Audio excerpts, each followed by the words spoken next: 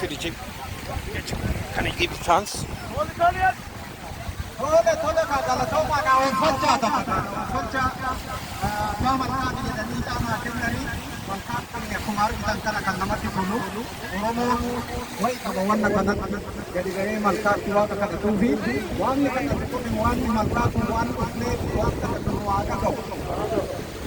Bara kanas bara nagaa nu haa godhu Oromoo walitti nu haa qabu karrakka berakina haa baasu gambeelee beela haa baasu birraan kun birraa nagaa nu haa ta'u barri ittaanu immoo bara itti caalatti nagaa nu haa ta'u yaa Waaqayyo si kadhannaati nu dhaga'i kan walitti dhufnee maatiin beektaa garaan keenya qulqulluudha Oromoon waan qulqulluu kanatti amanaa yaa Waaqayyo ati qulqullummaa keenya nu ilaali rakkina keenya nu hidhu kan warra jiru yaa Waaqayyo ati du'aa nu baatu yaa Waaqayyo Oromoo wal jaalatu nagaa nu godhu malkaan banii. Argeechaa malkaa kana wani dhufnee asitti kadhannuuf waaqa tokkicha achitti namni tokko waan biraa wanni kadhatu hin jiru. Namoonni tokko amantaatti hirkifatee aadaa keenya aadaa bareedaa kana yaada adda addaatiin xiqqoo waan baay'eetu jira waan gurri keenya dhaga'u waan baay'ee jira nu rabbii keenya kadhannaa malkaa kana kiyyoo isaatiin hidhee Waaqayyo nurraa dhoorgee qabee nus nu akka itti tajaajilamnu taasisee taammirii isaati yookaan hojii isaati waaqa tokkicha kadhanna malee wanti bootaa kanatti kadhannu hin jiru wanni biraa amalkoon biraa wanni waaqa rabbi ganama nu uume waan Oromoo uume kadhanna kanaaf irreeffachuuf taana irreessaa asitti hin gatinaadha irreessa hin gatinaadha fudhannee duubatti deebina jechuudha galatooma.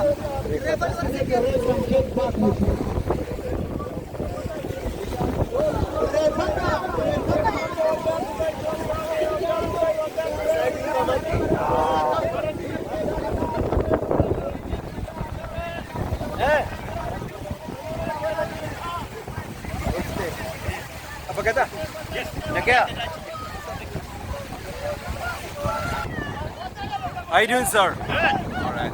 How do you like this one? This is nice. This is nice. What do you learn from this one? Pardon me? What do you learn from this one? It's Thanksgiving to the universe. Okay. Have you been seen before like such a kind of performance here? Yes. For how long? I think we've been here for 2 or 3 years. Wow. All right. You want to be a part of this community? I think we're all part of this community. All right. Thank you so much for You're welcome. All right. Oh, Roban Sigale.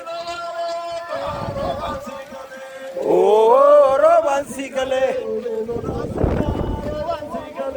Oh, Roban Sigale. Oh, Roban Sigale. Oh, Roban Sigale.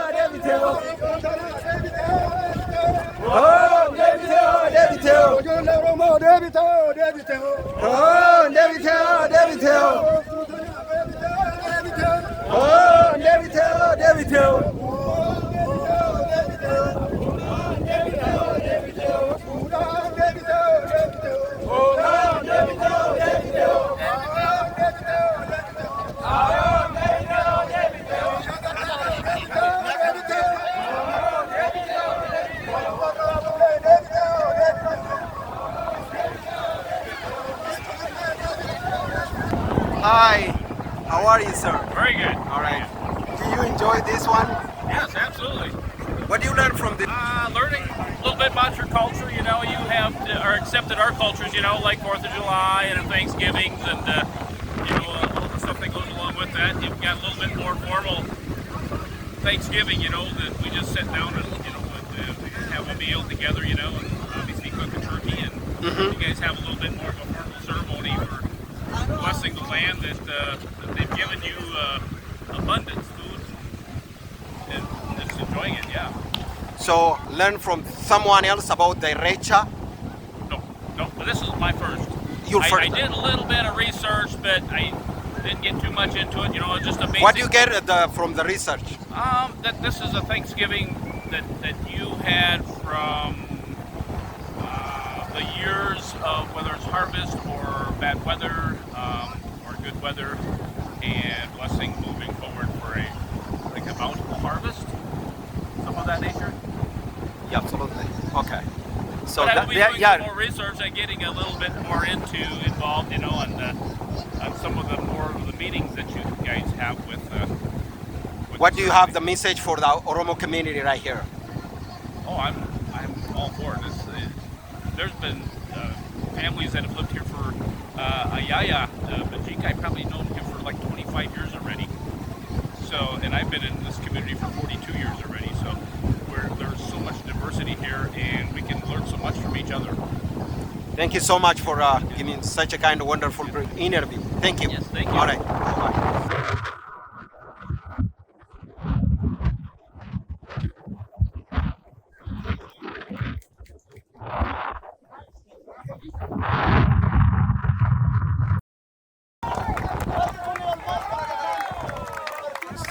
Yeah.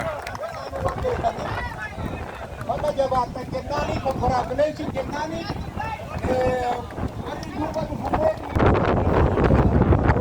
Congratulations. Alright, Baga Gamad, congratulations. Alright. Alright.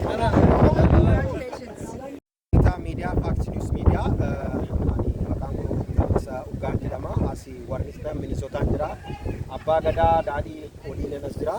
Akkuma beektan egaa Irreechi akkuma biyya keenyaa ji'a baatii fulbaanaa keessatti akkuma kabajamu bakkuma jirutti Oromoon aadaa fi seenaa isaa odoon dagatiin eenyummaa isaa duudhaa isaa odoon dagatiin abbootiin gadaa maanguddoon qarreen qeerroon asitti ol dhufanii communitiin amma 200 sa'aataan walitti dhufanii akkanaan haala kanaan kabajaniiru. Har'a immoo as magaalaa Minnesota keessa kan jirtu Worthington kan jedhamtu Minnesota irraa sa'a tokko kan adeemsistu asuma immoo North Dakota irraa sa'a 5 walakkaa irraa kan deemsu asitti argamee jira. Abbaa Gadaa daadhii wajjiniin turtii taasisnaa waliin tura. Ayyee Abbaa Gadaa baga wal argine yooyaa isin jenna mee maqaa keessanii fi gahee keessan nu himaa. Ayyee yooyaa ani maqaan kiyya Abbaa Gadaa daadhii badhaadhaa jedhama. Kanan jiraadhu Worthington Minnesota keessa Ameerikaa. Mee irreecha kana otoo akkamitti jalqabdanii odoon jedhu mee waa'ee irreechaa xiqqoo ishii nu ibsa. Hayyee irreechi walumaa galatti akka aadaa Oromootitti seenaa Oromootitti akaakilee abaabilee keenyarraa kan dhufe waan ta'eef aadaa keenya kan kaleessa abbootiin keenya akaakayyuun keenya qabatee deemu san hin kunnu hin dhiifnu jenneet qabannee deemna. Aadaa keenya mallattoo Oromooti, eenyummaa Oromooti. Kanaaf Oromoon hoggaa birraan barii hoggaa bacaqiin gannaa gara booqaa birraatitti jijjiiramu hoggaa malkaan irratu uummanni kaleessa malkaa guutuudhaaf jecha akkatti walitti dhufu dhabe malkaa yoo irrate awwaarri bonaa yoo dhufe walitti dhufaa walitti dhufeet nagaa wal gaafateet bara walii kadhateet hoggaan nu ga'e jedheet dubarri kophaa qarreen kophaa dargaggeessi kophaa guyyaa bootaa guyyaa irreechaa kana itti wallaallatee wal fuudhu bootaa akka aadaa keenyatti kana qaba of keessaa himamee dhumu baay'ee. Dhugaadha ulfaadha. Egaa duudhaan aadaa irreechaa akkuma beekamu bal'aadha. Waa baay'ee of keessatti qaba. Faayaa qabataa, duudhaa qabataa, aadaa qabataa, safuu qabataa, waa hunda of keessatti qabata jechuudha. Yaa ta'uti egaa waa'ee irreechaa kana erga jennee irreechi malkaatu fi irreecha tulluutu jira. Irreecha malkaa mee xiqqoo naa ibsaa, irreecha tulluus maal akka ta'e naa ibsaa. Hayyee irreechi tulluu kan jedhamu yeroo bonaa arfaasaa roobni xiqqoo hin qaqqabataa yaa waaqayyo rooba kana lafaan nuu ga'edhanii tulluutti ba'anii tulluu kana kan uume lafa diriirii kana keessaa waaqayyo tuume yaa waaqayyo rooba nagaa nuu kenni qilleensa nagaa nuu bubbisi rooba nagaa nuu roobi midhaan nuu biqishi jedhee kadhata waaqa kadhanne rabbuma tokkicha kadhata gaan irreechi malkaa immoo irreechi malkaa bacaqii gannaatirraa gara booqaa birraatitti waan jijjiirameef malkoonnis waan guutee jiruuf bakka itti wal geenyu guyyaa aadaa kanaa guyyaa kana jechuudha akkanatti wal gaa Oromoon. Okay, irreechi tulluu kana irreechi malkaa immoo baatii gannaa borboo bacaqii gannaa keessaa booqaa birraatti ililli qabatee aadaa uffatee aadaa nyaataati jira aadaa uffannaati jira aadaa anqeerroon dargaggeessi kophaa abbootiin gadaa kophaa qabatee uffatee faaya isaatiin aadaa seenaa boonsaa qaba Oromoon himameen dhumatu anuu himeen danda'u anuu amma caafin beeku. Mee eega kana ta'e wanni irreechaa kana ta'e duudhasaa kana ta'e as beega biyya baatan immoo ijoollee warra as jiran kana uummata naannoo kana jiru walitti qabdanii akkanatti isin abbaa gadaati amma akkamitti kana jalqabdanii beessa asitti naannoo warzingi kan kana akkamitti eegaltanii maal fakkaataa? Baay'ee bareeda gaafin kun ani erga biyya kana magaalaa warzingiteen kana dhufee waggaa 7 maatiin koo erga dhufee waggaa 4 ani isaan dura waggaa 3 as biyya kana qubadhee maatiin kiyya naa dhufee akkuma maatiin kiyya dhufeen gadaan kiyyallee naa dhufe gadaan kiyya naga'e 40 abbaa kiyya jechuudha 80 akaakayyuu kiyya 40 abbaa kiyya gadaa kanas asumatti hin qabadhe diggisee korma qalee diggisee fira waammadhee seera jiru hundumaa waamee jaarsa hirkoo foollee qadadduu akkasuma gurra urtuu dabballee gurra urtuu waammadheen seerumaan malkuma kana irrattan eebbifadhee malkuma kanatti dhadhooma kana qabadhe akkasumaan bara lettaanu irreechi dhufe irreecha kana saa jalqabnu ani malkaan dhiibnu malkaa itti nabaaftanii malkaa itti nabaaftanii dhiibnu haa baanu jedheetan uummata warzingiteen kana kadhadhe wal dubbifne duraan baaniin beekan ay indoon bakka baay'ee gaariidha jecha ati jette kun kaleessa akaakayyuu keenyatti kan abbaa keenyatti jedhanii fudhatanii itti amananii fudhatan baay'ee itti gammannee amma kun waggaa arfaffaarra jalqabneerra erga dhufuu jammarra. Akkuma ibsitan gaa koominitiin as jiru akka hawwinaa poolisii iddoo biraatii miti hammi jirtu sun damma koominitiin as jiru kun namoonni as jiru gaa argee jira waan ijaan argeedha jechuudha. Egaa kana jettani gabaabbinumaan Oromiyaa keessatti biyya keessatti nageenya qabu uummanni ba'ee galuu dadhabee biyyi keenya jechuudha.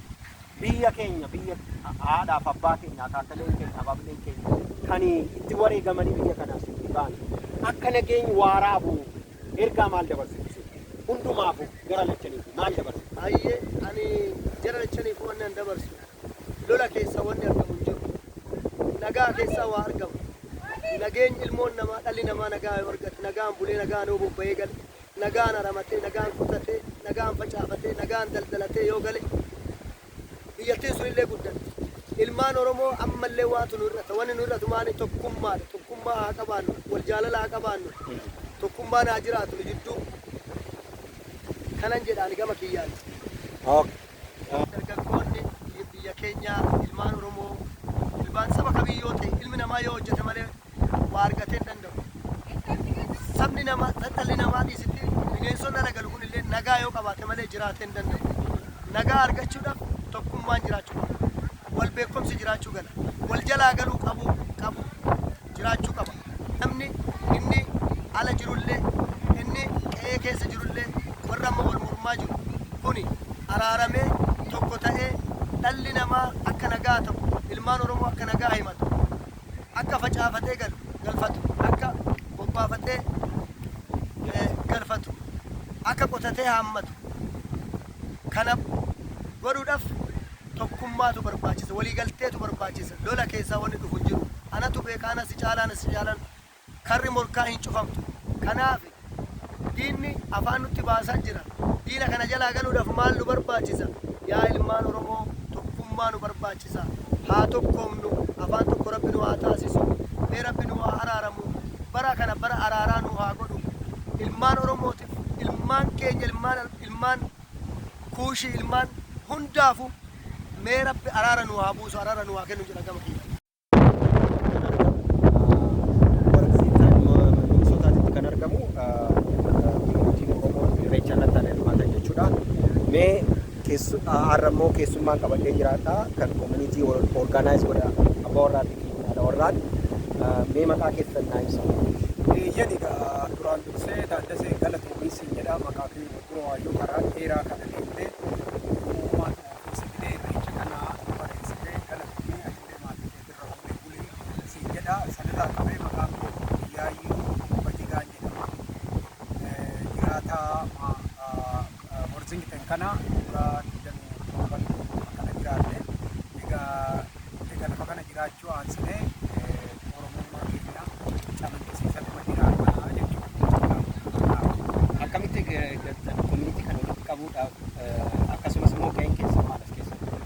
Egaa isummaa dubbatu warri dargaggoonni Oromoo yeroo tokkotti baay'ee turanii akka abbaa kudhanii yookaan shanii dura asitti baay'een isaanii godaananii gaafa Keeniyaadhaa rifuujiin bu'aansu baay'ee tasuu dhufaa turanii yeroo sanitti walitti gurgurmaa'anii anis keessaa amma ta'ee hirmaachaa ture haa ta'u malee warri dura ta'an kan biraa turanii yoo isaan immoo takka jedhanii elekshinii godhanii ani itti gaafatamaa gubbaarraa nama komunitii ta'ee kan sarbii godhu Tajaajiluu jalqabdanii amma egaa tajaajiluu qabee opposiyoonii tasaasa'uu baay'ee gara waggaa 15 kan ta'a walitti qabuu kanaasee ifasii qabee komunitii kana kan deemu dhufaa yeroo dhufaatuma ba'aatuma ka'aatuma ijaaratuma jirraa jechuudha. Ga'een kiyyaa waliin qabaatuma ta'a.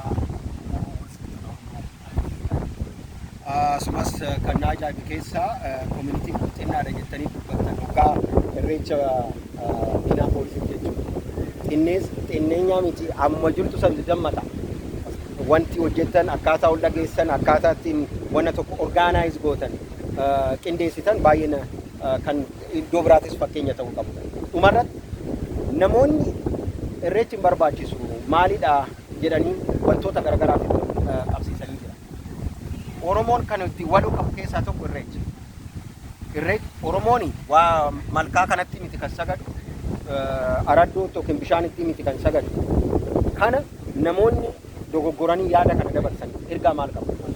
Dhuguma kuni amma dhiyoo kana nurraayis naannoo keenya kan jiraatanis dhaga'amaa jira nullee dhaga'atuma jira warri nu caalallee bootaa waa'ee Oromoodhaa beekan waan Oromoo walitti qabu kana warra duubatti nu harkisuu barbaadutu karaa keenyuma ta'ee jechuudha keenyuma ta'ee malee aadaan kuni ana dura jira jenereeshinii keenya dura jira yoo teenyee warri furachuu beeku waan kana furatu dheerri lafa kanarratti gurgurame Oromoon isa ofiisaa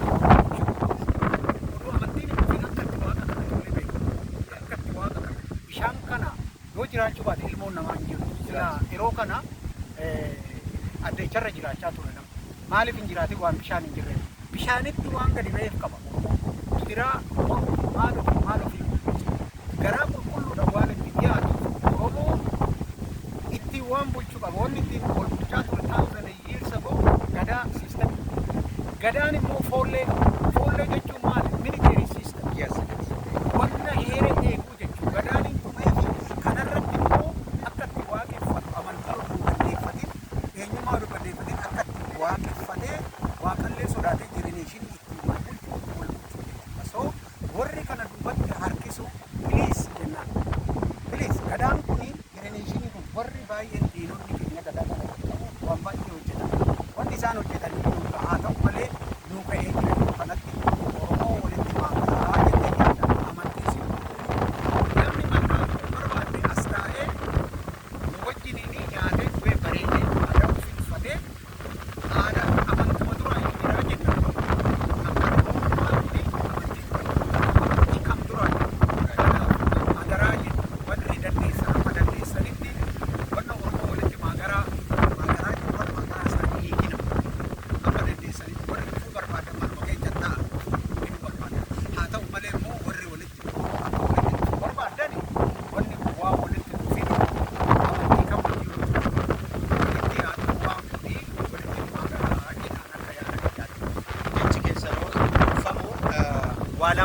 deeggaraa jechuu keessanii warra amma barbaadan. Kan barbaadde kan fedhii qabdu oobtu. Lakkaan hin barbaadu amantii kootu qaa eenyummaa wannoo tuqa jette afaan kee walitti qabadhuuti kafana kee uffadhuuti oobtu. Yoo barbaaddu mana kee uffadhu mana kee taa'ee maqaan balleessi. Kan ormi nurratti duulurra dabaan keenya isinitti nutti duulinaa kan ormaatu nu gahaa jechuu keessatti. Amma immoo asittan deebi'aa akkuma beektan immoo jecha duraanitti illee fudhadhu. Dubartiin cimtuun biyya jijjiirti. Maatirraa qabdee utubaadha. Yoo dubartiin hin jiraanne manni utubaa ta'uu hin danda'u. Akkuma beekamu as biyya kana keessatti immoo koominitii kana walitti qabuudhaan waan amma hojjettan kanaaf gahee keessanii fi maqaa keessan natti himaa. Maqaan kiyya Hawaas jedhama. Gaheen kiyya immoo yeroo baay'ee abbaa warraa keessa guddigoodha.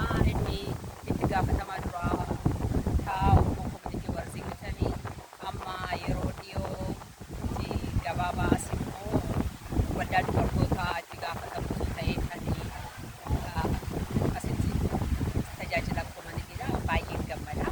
Magaalaa kanaa jechuudha. Kan magaalaa. So baay'een ani kophaa kiyya hojjetee wanta kana hundumtuu waliin wanta taanee fi koominiitii keenyatti baay'een faraa'uu godha. So isinillee garatu. Mee ammas asitti waldaa dubartoota kana walitti qabdanii akka dubartoonni amma dhufan infoormeeshinii kennuudhaaf akkamitti akka hojii qaxaraman akkamitti foormii akka guutan wantoota kana kanaan gargaartu afaan illee rakkoo qabaate daa'ilaatu infoormeeshinii waan dabalataa kennuudhaafis warra biyya keessa jiran isin akka dubartoonni as akka keetii kun cimtuu taatee namoota gargaaraa jirtu kanaaf warra biyya keessa jiranii fi kanatti jiran ergaa maal qabdaa? Duraan dursee waldaa dubartoota kana yoo bara dhaabbatee warri kanaan dura fakkiin ta'anii dubartoota baay'eetu jira. Kan biyya keessa jiranillee kan biyya Asiyaa keessa jiranillee addunyaa maraarratti jechuudha. Isaaniin galatoomaa hin jedha. Warra dubartoota jajjaboo kan dura ba'anii dubbatan yeroo aadaan keenya baay'ee gadi hawaasa gadi duratti ba'anii warri dubbatan warri dubartoonni akka gadi baatee hojjechuu dandeessu. Dura baatee dubbachuu akka dandeessu.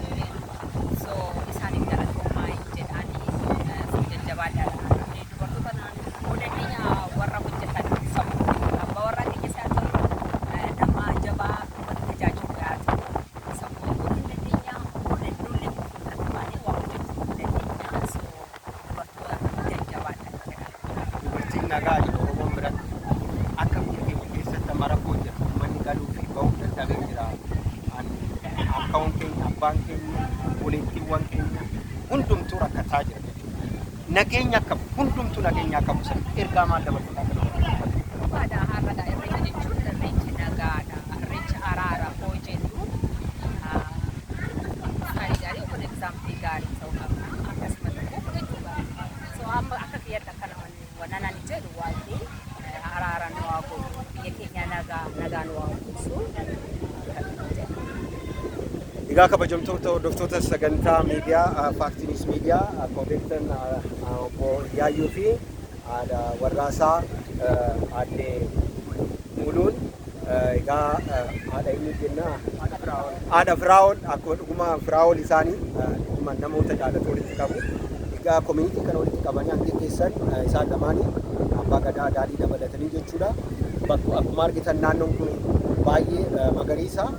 Asitti koominitii kana qabanii akkuma isaan tajaajilu fakkeenya gaarii warra ta'an maatii gaarii warra ta'an namoonni koominitii gara biraa qabdan baay'inaan jirtan jarreen kanarraa barumsa fudhaa fakkeenya fudhadhaa uffadhaa waan kana qopheessitanis hundumti keessanii haati Firaa'olis abbaa Firaa'olis uffadhaa umurii dheeraa isinii taate. Galatoomaa biyya keenya illee biyya nagaa nu haa godhu birraan itti aanu immoo kan Oromiyaan iyyuu